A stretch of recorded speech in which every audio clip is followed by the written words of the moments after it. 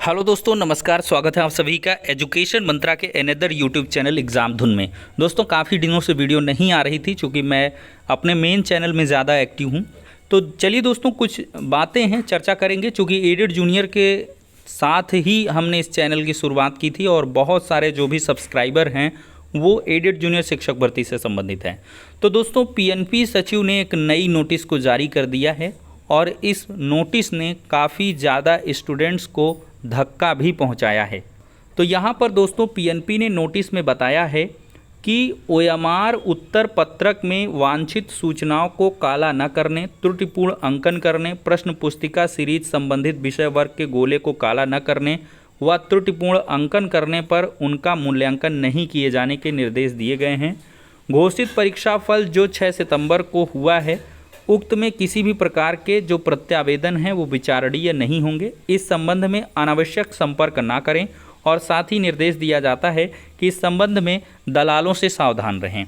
तो दोस्तों, पीएनपी ने ये कह दिया कि 6 सितंबर का जो भी रिजल्ट है, अगर उसको लेकर आपकी कोई भी आपत्ति है तो उसके लिए प्रत्यावेदन पीएनपी नहीं लेगी और साथ ही साथ दलालों से सतर्क रहने, सावधान रहने की हिदायत भी दी गई है।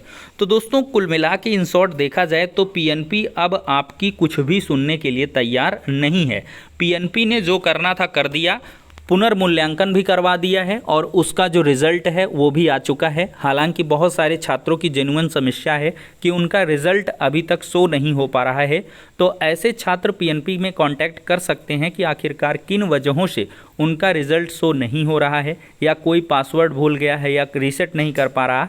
तो ऐसी टेक्निकलिटीज़ के लिए आप पीएनपी पर कांटेक्ट कर सकते हैं, प्रत्यावेदन दे सकते हैं, अपना नाम, पिता का नाम, हर एक चीज़ें दे दें तो वहाँ से आपका मे बी रिज़ल्ट खुल जाएगा और मे बी क्या 100% वो इसका सोल्यूशन देंगे। लेकिन अगर आपकी और कोई समस्या है, मार्क्स कम हो गए हैं या आपके जो है सब्जेक्ट को इनवैलिड दिखाया जा रहा है, तो ऐसे में एक बार आप कायदे से भली भांति मिलान कर लें उत्तर पत्रक का जो कैंडिडेट कॉपी है और साथ ही साथ अपना प्रवेश पत्र साइड में रख लें कि रजिस्ट्रेशन नंबर, रोल नंबर, विषय वर्ग, प्रश्न पुस्तिका सीरीज़, ये सारे विषय वाले में बहुत सारे लोगों ने गलतियां की हैं। जो 3300 लगभग 3100 के करीब बाद में फेल हुए हैं वो विषय वर्ग या 60-65 कट ऑफ क्रॉस नहीं कर रहे हैं। तो ऐसे सारे छात्रों को ये सलाह दी जाती है कि वो अपना जो है असेसमेंट सेल्फ तरीके से कर लें। अगर ऐसा नहीं है तो एक बार अपनी कह लें कि एक आत्मसंतोष के लिए आप पीएनपी पे जाकर कांटेक्ट कर सकते हैं। अदरवाइज़ आपके लिए दूसरा विकल्प कोर्ट ही बचेगा, क्योंकि अधिकारीगण भी इस पर सुनने वाले नहीं हैं। वो यही कहेंगे कि अब कोई दिक्कत नहीं है, हमने कायदे से रिजल्ट को जारी किया और कोई भी इसमें समस्या नहीं है। तो दोस्तों, कोर्ट में जा सकते हैं, आपकी कॉपियों का ऑफलाइन मूल्यांकन भी करवाया जा सकता है। आपकी जो कैंडिडेट कॉपी है और जो आपकी ओएमआर कॉपी है वो दोनों का मिलान किया जाएगा और अगर आप सही हुए तो आपका जो चयन है या सिलेक्शन है या आपका जो भी बिंदु है वो माना जाएगा। लेकिन ये प्रोसेस लंबा है और दोस्तों, मैं सलाह यही दूंगा, मैंने अपने मेन चैनल में भी सलाह दी है कि आप पहले ये आश्वस्त हो लें कि मेरा सिलेक्शन हो पाएगा या नहीं। तो दोस्तों, सिलेक्शन के लिए एक मोटा आंकड़ा मैं आपको बता दूं।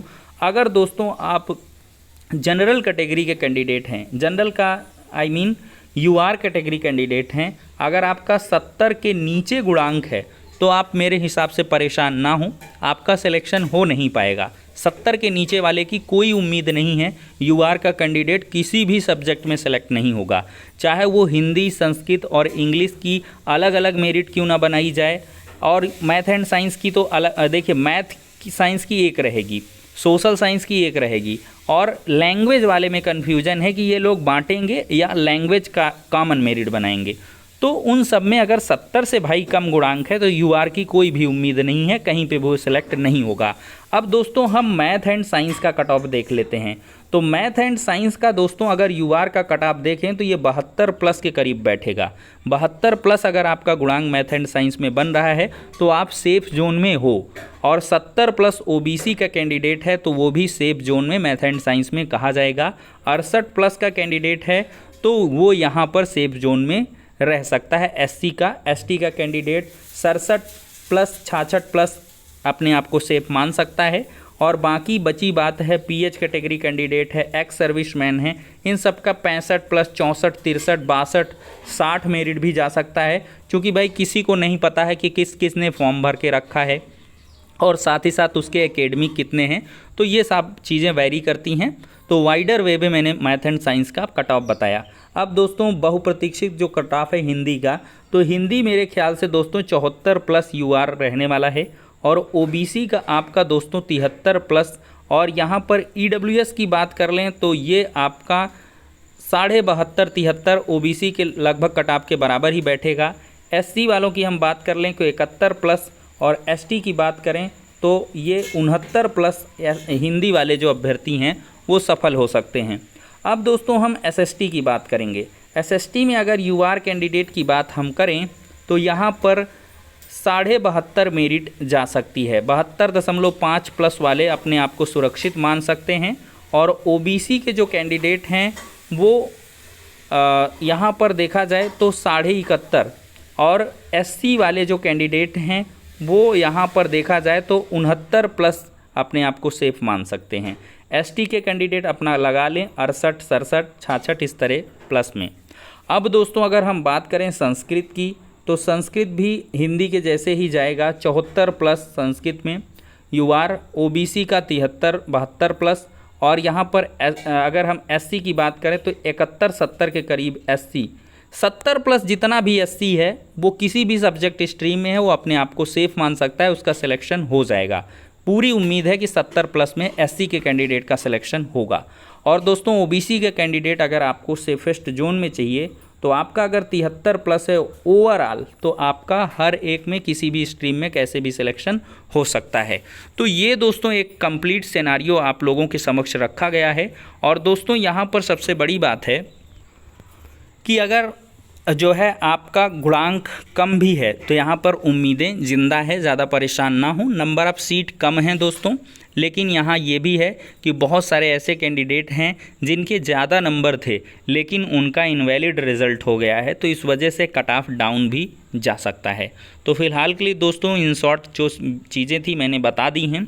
और बाकी बची बात है कि क्या पदों की संख्या बढ़ सकती है, बहुत सारे छात्रों के मन में सवाल है। तो दोस्तों पदों की संख्या रंच मात्र भी नहीं बढ़ेगी, इतने ही पद रहेंगे।